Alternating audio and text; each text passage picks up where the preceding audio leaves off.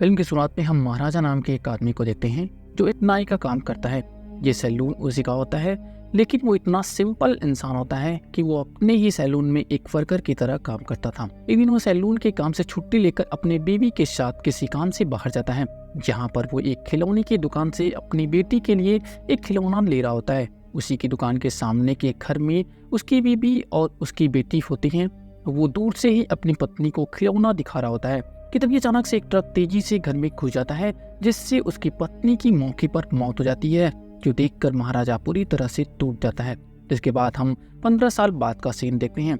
यहाँ हमें मालूम चलता है कि उस एक्सीडेंट में महाराजा की पत्नी की डेथ हो गई थी, लेकिन यहाँ पर उसकी बेटी की जान बच गई थी, पर वो जान सिर्फ और सिर्फ एक कूड़ेदान की वजह से बची थी। दरअसल जब ट्रक घर को तोड़ते हुए घुसा था, तब उसी दौरान घर गिरने से पहले लोहे के कूड़ेदान ने बच्ची को ढक दिया था। इस वजह से बच्ची को कुछ नहीं हुआ था। अब क्योंकि कूड़ेदान की वजह से महाराजा की बच्ची ज्योति की जान बच गई थी, इस वजह से महाराजा कूड़ेदान को अपने परिवार का हिस्सा मानता है। उन्होंने कूड़ेदान को लक्ष्मी नाम भी दिया होता है। वो लक्ष्मी को रोज नहलाते और रोज उसकी पूजा करते हैं। महाराजा अपनी बेटी ज्योति से बहुत ज्यादा प्यार करता है। ज्योति पढ़ने में थोड़ी कमजोर थी, लेकिन वो खेलने में काफी अच्छी थी। इस वजह से वो एक एथलीट बनना चाहती थी। अब एक स्कूल में स्कूल हेड ज्योति को डांट रहा होता है, क्योंकि ज्योति पर यह इल्जाम लगा होता है कि उसने फंक्शन में गेस्ट को पानी में शराब मिलाकर पिला दी थी। लेकिन महाराजा को अपनी बेटी पर पूरा यकीन होता है कि वो इस तरह का काम कभी भी नहीं कर सकती है।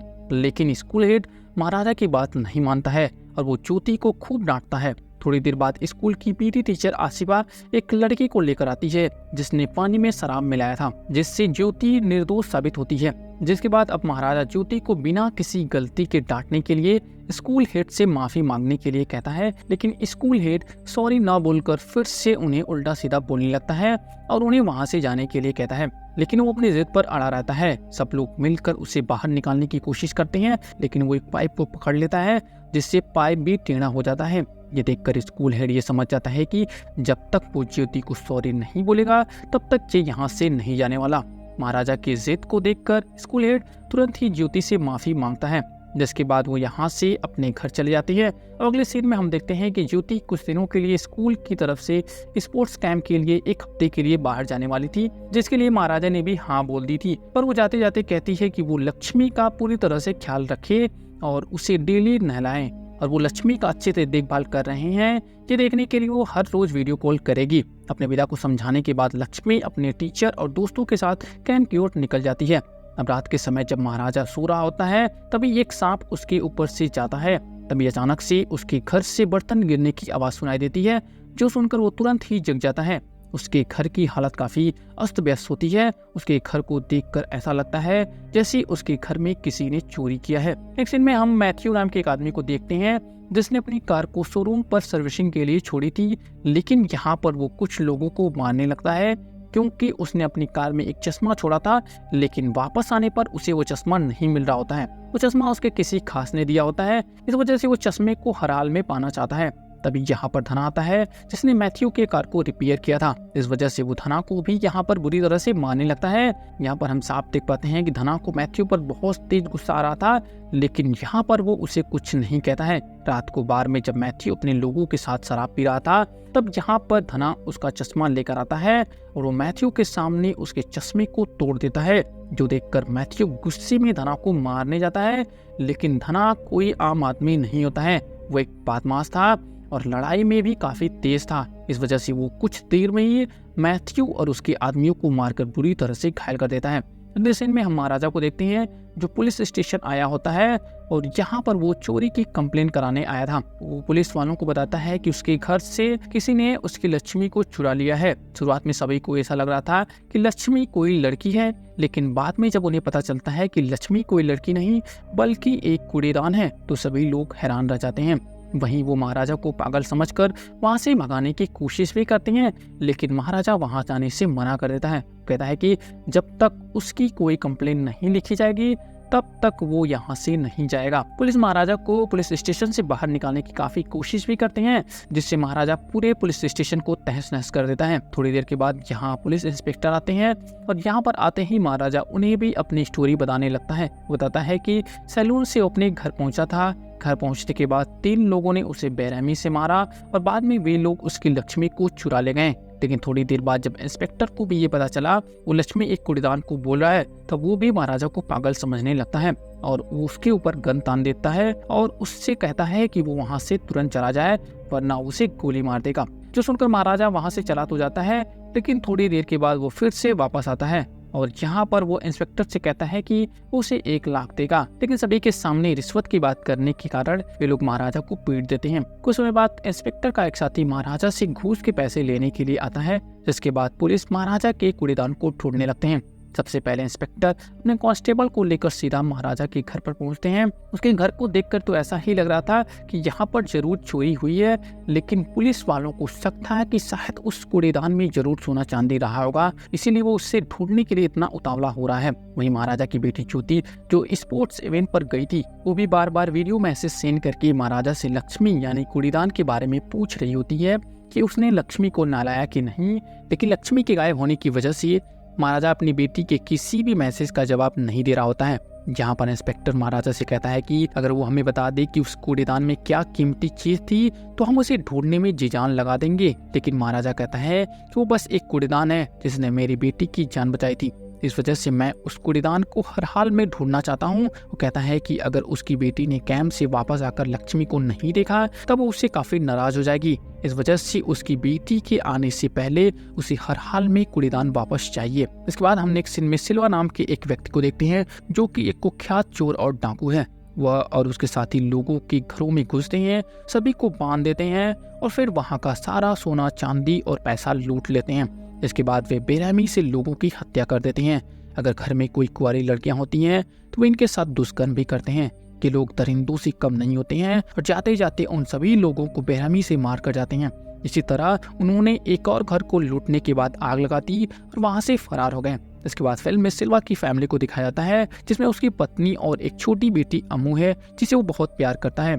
जहाँ हमें ये भी दिखाया जाता है कि महाराजा का कूड़ेदान उसी के घर में ही है। इसके बाद हम कुछ पुलिस वालों को देखते हैं जो उस कूड़ेदान को ढूंढने की कोशिश कर रहे थे, लेकिन उन्हें अभी तक कूड़ेदान के बारे में कुछ भी पता नहीं चला था। उधर महाराजा अपना सारा समय पुलिस स्टेशन में बिता रहा था और अपने काम पर भी नहीं जा रहा था। दूसरी ओर सिल्वा अपने साथियों के साथ एक एक करके लोगों के घरों को निशाना बना रहा था। वह और उसके पार्टनर सबरी मिलकर उन घरों को पूरी तरह से लूट लेते थे। कभी कभी अगर लोग उनका चेहरा नहीं देख पाते तो वे उन्हें नहीं मारते, लेकिन अगर उनका चेहरा देख लिया जाता तो वे उन लोगों को जान से मार देते थे।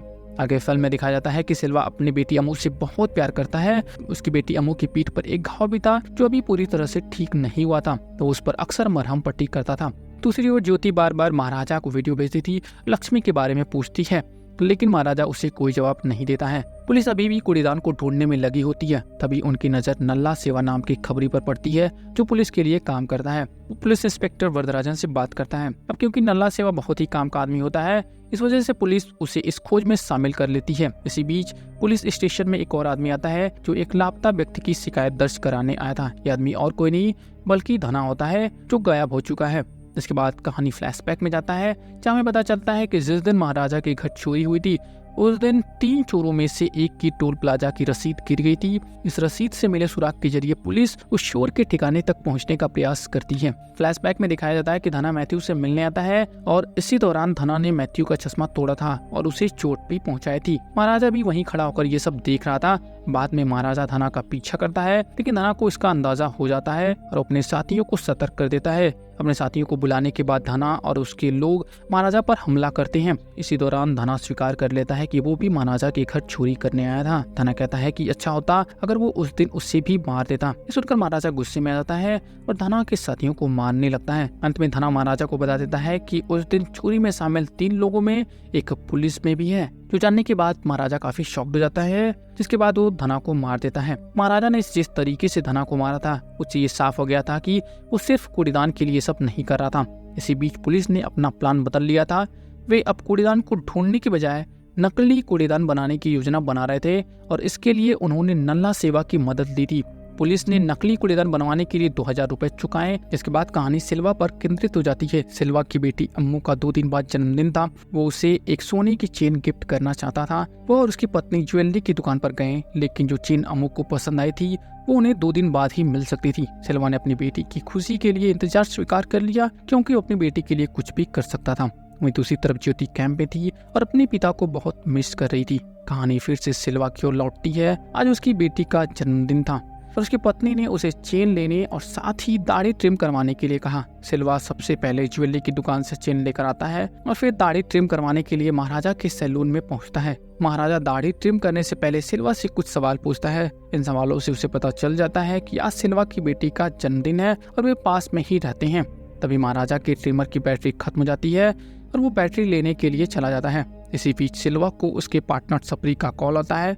सबरी बताता है कि पुलिस को उन पर शक हो गया है और आज के अखबार में भी उनके बारे में खबर छपी है। जैसे ही सिल्वा पीछे मुड़ता है वो देखता है कि महाराजा पीछे खड़ा है और उसने शायद सारी बातें सुन ली थी। इस वजह से सिल्वा को महाराजा से डर लगने लगा था। उसे घर पर भी अच्छा नहीं लग रहा था। तभी सबरी उसके घर आता है। सिल्वा सबरी को सारी बातें बताता है कि सैलून में दुकान वाले ने सब कुछ सुन लिया था और अब हमें उसे खत्म करना होगा। उसी वक्त सिल्वा को यह एहसास होता है कि जो सोने की चेन वो अपनी बेटी के लिए लेकर आया था वो गायब है। उसे पता नहीं था कि वो चेन कहाँ है। जल्दी पता चलता है कि वो सोने की चेन दरअसल सैलून में छूट गई थी जो अब महाराजा के हाथ लग चुकी थी। महाराजा चेन वापस लौटाने के लिए आ रहा होता है, लेकिन उसी वक्त पुलिस भी पीछे पीछे आ रही थी। ये देखकर सिल्वा को लगता है कि महाराजा ही पुलिस को उनके खिलाफ लाया है। पुलिस वाले सिल्वा और सबरी को बेरहमी से पीटने लगते हैं। सबरी अपनी जेब से गन निकालता है। हालांकि उसका इरादा गोली चलाने का नहीं था, लेकिन पुलिस उसे देखकर घबरा जाती है और उस पर गोली चला देती है, जिससे सबरी की मौत हो जाती है। सिल्वा को भी पुलिस गिरफ्तार कर लेती है और उससे लगता है कि ये सब कुछ महाराजा ने ही करवाया है। आगे की कहानी में पुलिस उस नकली कूड़ेदान की पेटी बनवा लेती है जो नल्ला सेवा ने तैयार की थी। पेटी बिल्कुल वैसी ही थी जैसी असली कूड़ेदान की पेटी होनी चाहिए थी, लेकिन एक बड़ी समस्या थी कि पुलिस को कोई ऐसा चोर नहीं मिल रहा था जो उस नकली कूड़ेदान की चोरी का इल्जाम अपने ऊपर ले सके। इस वजह से वरदराजन पूरी तरह से परेशान हो चुका था कि अब ये काम कौन करेगा। तभी वो नल्ला सेवा से कहता है कि तुम ही ये काम कर सकती हो क्योंकि तुम इसमें पूरी तरह से माहिर हो। इसके बाद वे लोग पुलिस स्टेशन में कॉल करते हैं और महाराजा से पूछते हैं कि वहाँ क्या क्या हुआ था, ताकि नल्ला सेवा उसी के आधार पर आगे की कहानी बता सके। जिसके बाद अब महाराजा कहानी बताना शुरू करता है, जो देखकर हमें पता चलता है कि वो असल में अपनी कहानी नहीं बल्कि अपनी बेटी ज्योति की कहानी बता रहा था। कुछ दिन पहले जब ज्योति कैंप से वापस आई तो धन्ना नल्ला सेवा और सिल्वा ने उसके साथ दुर्व्यवहार किया और उसे अधमरा छोड़ दिया। वो ये था कि 15 साल जेल में बिताने के बाद जब सिल्वा जेल से रिहा हुआ था, उसने महाराजा से बदला लेने का मन बना लिया था। लेकिन जब वो महाराजा के घर पहुंचा तो उसे वहां पर महाराजा नहीं बल्कि उसकी बेटी ज्योति मिली। महाराजा उस समय अपनी बेटी के लिए जूते ले रहा था और उसे जूते लेने में काफी समय लग गया था। इस वजह से उसे घर पहुंचने में काफी समय लग गया था। लेकिन जब वो घर पहुंचा तब सिल्वा और उसके आदमियों ने ज्योति के साथ दुष्कर्म करके उसे अधमरा करके छोड़ दिया था। महाराजा ने पुलिस को अपनी स्टोरी यह बताई थी कि उसे घर में बुरी तरह से मारा गया था, लक्ष्मी को चुरा लिया गया था। लेकिन पुलिस वाले समझ गए थे कि ये घटना सिर्फ कूड़ेदान की वजह से नहीं हो सकती थी। महाराजा ने अपनी चोरी की कहानी तो बता दी, लेकिन असली मुद्दा कुछ और ही था। जब नल्ला सेवा ने सब सुना तो उसे समझ आ गया कि असल में ज्योति के साथ जो कुछ हुआ था वह उनकी ही करतूत थी। इसी कारण से वो चोरी का इल्जाम अपने ऊपर लेने से डर रहा था, क्योंकि अगर महाराजा को इसका जरा भी शक हो गया तो उसे जान से मार देगा। नल्ला सेवा तुरंत सिल्वा को फोन करता है और उसे सारी बात बताता है। वहीं वो वरदराजन से इस काम को करने से मना कर देता है, लेकिन वरदराजन के बार बार दबाव डालने के बाद वो कूड़ेदान का चोर बनने के लिए तैयार हो जाता है। आगे हम देखते हैं कि जब सिल्वा और उसके आदमियों ने ज्योति के साथ दुष्कर्म किया था, उसके कुछ देर बाद महाराजा घर पहुंचा था। वो अपनी बेटी की हालत को देखकर पूरी तरह से सदमे में आ गया था। उसे यकीन नहीं हो रहा था कि कोई उसकी बेटी के साथ इतनी बर्बरता कैसे कर सकता है। वो तुरंत ही ज्योति को लेकर अस्पताल गया और जब वो वापस आया तो उसने खुद ही घर में तोड़फाड़ की ताकि ऐसा लगे कि वहाँ चोरी हुई है। बाद में हमें ये भी दिखाया जाता है कि जिस बिस्तर पर ज्योति भर्ती थी उस बिस्तर के नीचे कूड़ेदान होता है। ज्योति अस्पताल में अपने पिता से कहती है कि आखिर कोई इतना बेरहम कैसे हो सकता है, मुझे उस इंसान से एक बार मिलना है और उसे पूछना है कि उसने ऐसा क्यों किया। इसके बाद हम नल्ला सेवा और वरदराजन की टीम को देखते हैं जो सीधा महाराजा के घर पहुंचते हैं। वरदराजन महाराज से कहता है कि यही वो आदमी है जिसने तुम्हारी लक्ष्मी को चुराया था। तब नल्ला सेवा डरते हुए बताता है कि उसने कूड़ेदान को कैसे चुराया था, लेकिन वो असल में ज्योति के साथ हुए दुष्कर्म के बारे में कुछ नहीं बता रहा था। महाराजा जब नल्ला सेवा से गले मिलता है तो उसे यह एहसास हो जाता है कि नल्ला सेवा भी उन 3 लोगों में से एक था जिसने ज्योति के साथ बुरा किया था। दरअसल नल्ला सेवा की पीठ पर एक कान के आकार का निशान था जिसे ज्योति पहले ही महाराजा को बता चुकी थी। वरदराजन कहता है अब तुम देख लो इसके साथ क्या करना है। इस पर महाराजा कहता है कि हम इसे माफ कर देंगे। वरदराजन हैरान होकर पूछता है अगर इसने तुम्हारी बेटी के साथ दुष्कर्म किया हो तब भी क्या तुम इसे माफ कर दोगे। दरअसल वरदराजन को पहले से ही सब कुछ मालूम हो गया था। उसने अपने कुछ अधिकारियों के साथ मिलकर पहले ही जांच कर ली थी। उसे पता चल गया था कि उसकी बेटी के साथ क्या हुआ है। उसे नल्ला सेवा के बारे में भी जानकारी मिल गई थी, जिसकी वजह से ही वे नल्ला सेवा को यहाँ पर लाए थे। इसके बाद वरदराजन अपनी पूरी टीम के साथ बाहर चला जाता है और महाराजा नल्ला सेवा को बेरहमी से मार देता है। अंत में सिर्फ सिल्वा बचता है, जो एक निर्माण स्थल पर काम कर रहा था। लेकिन उसके वहां पहुंचने से पहले ही महाराजा वहां पहुंच चुका था। वो सिल्वा के गुंडे को बुरी तरह से मार रहा था। गुंडे बहुत सारे थे, लेकिन महाराजा सभी को मार गिराता है। आखिरकार सिल्वा वहां पहुंचता है और जैसे ही वो आता है, महाराजा उसे देखकर पूरी तरह से हैरान रह जाता है। उसे ये समझ में आ गया था कि 15 साल पहले सिल्वा उसी के सामने गिरफ्तार हुआ था, इसलिए उसे लगता था कि शायद महाराजा ने पुलिस को इसकी सूचना दी थी। जिसके बाद जहां पर दोनों के बीच जमकर लड़ाई होती है, महाराजा उसे कुछ नहीं बताता, जबकि सिल्वा अपनी पूरी नाराजगी निकालता है कि उसकी वजह से उसकी पूरी फैमिली बर्बाद हो गई। अंत में महाराजा उसके दोनों पैर तोड़ देता है। सिल्वा मरी हालत में कहता है कि जो जख्म तूने मुझे दिए वे तो एक न एक दिन भर जाएंगे, लेकिन जो जख्म मैंने तेरी बेटी को दिए हैं वे कभी नहीं भरने वाले। थोड़ी देर बाद हम देखते हैं कि ज्योति पीटी टीचर के साथ वहां पहुंचती है। ज्योति अकेले में सिल्वा से कुछ बात करना चाहती थी, इसलिए महाराजा ज्योति को सिल्वा के साथ अकेले छोड़ देता है। ज्योति उससे कहती है कि वो यहाँ ये देखने के लिए आई है कि इस दुनिया में इतना बेरहम आदमी भी हो सकता है। उसने आज तक इतना घिनौना इंसान नहीं देखा। ज्योति सिल्वा को कुछ ज्वेलरी देते हुए कहती है, तुम इसी ज्वेलरी के लिए ही इतने घिनौने इंसान बने थे ना, ये सारी ज्वेलरी तुम ही रख लो। जो बोलकर वो वहां से चली जाती है। अब यहाँ सिल्वा की नजर ज्वेलरी में रखी एक सोने की चेन पर पड़ती है, जिसे उसने अपनी बेटी अमू के लिए खरीदा था। फिर हम 15 साल पहले का एक फ्लैशबैक देखते हैं, जब सिल्वा गिरफ्तार हो चुका था। उस समय महाराजा अपनी पत्नी और बेटी के साथ उस सोने की चेन को वापस करने के लिए आया था, लेकिन सिल्वा की पत्नी ने उसे लेने से मना कर दिया था। सिल्वा के घर के सामने एक खिलौने की दुकान थी, जहाँ महाराजा की पत्नी ने उसे खिलौना लाने के लिए कहा था। जैसे ही वो खिलौना लेने गया, तभी वहाँ एक ट्रक आ गया और उस ट्रक की चपेट में आकर सभी की जान चली जाती है, सिवाय एक बच्ची के, जो कूड़ेदान की वजह से बच गई थी। जेल में सिल्वा को अपनी पत्नी के मरने की खबर मिल गई थी, लेकिन उसकी बेटी के बारे में उसे कुछ पता नहीं था। यहाँ पर ज्वेलरी को देखने के बाद जब वो ज्योति की ओर देखता है, तो उसे ज्योति की पीठ पर एक घाव दिखाई देती है, जो उसकी बेटी अमू की पीठ पर भी थी। ये देखकर वो तुरंत ही समझ जाता है कि लड़की ज्योति नहीं, बल्कि उसकी बेटी अमू है। दरअसल ट्रक की चपेट में आने की वजह से महाराजा की पत्नी और उसकी बेटी दोनों की ही मृत्यु हो गई थी। जिस बच्ची को अपनी बेटी की तरह पाला था, वो सिल्वा की ही बेटी थी। वह बेटी को देखकर उससे मिलने के लिए जोर जोर से उसे बुलाता है, लेकिन तब तक महाराजा उसे लेकर काफी आगे निकल जाता है। अपनी बेटी को एक नजर देखने के लिए अपने आप को घसीटते हुए आगे बढ़ता है। साथ में वो पुरानी बातों को याद करके जोर जोर से रोता है। वो सोचता है कि उसने अपनी जिस बेटी को सबसे ज्यादा प्यार किया, उसी को उसने बेरहमी से मारा, साथ ही अपने साथियों से उसका दुष्कर्म भी करवाया। ये सब वो बर्दाश्त नहीं कर पाता है और फिर वो बिल्डिंग से कूदकर अपनी जान दे देता है। और इसी के साथ ये मूवी यहीं पर ही समाप्त हो जाती है।